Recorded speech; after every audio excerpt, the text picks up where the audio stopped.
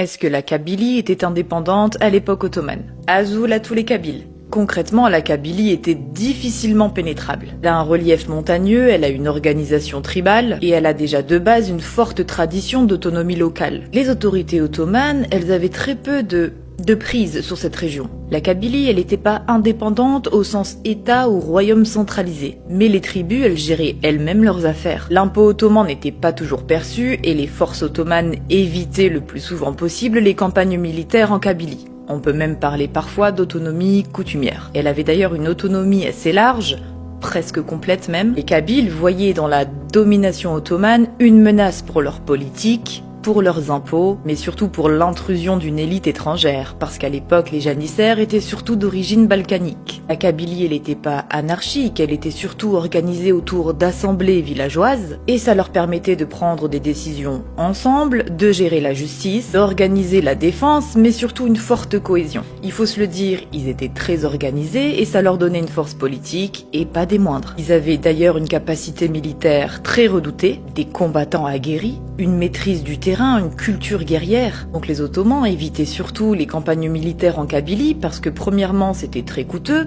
deuxièmement c'était très peu victorieux. Et petite parenthèse pour conclure, la Kabylie s'est toujours suffi à elle-même. Elle produit son blé, ses olives, ses figues, dans le bétail ou même l'artisanat, et cette autosuffisance lui permettait de dépendre de personne.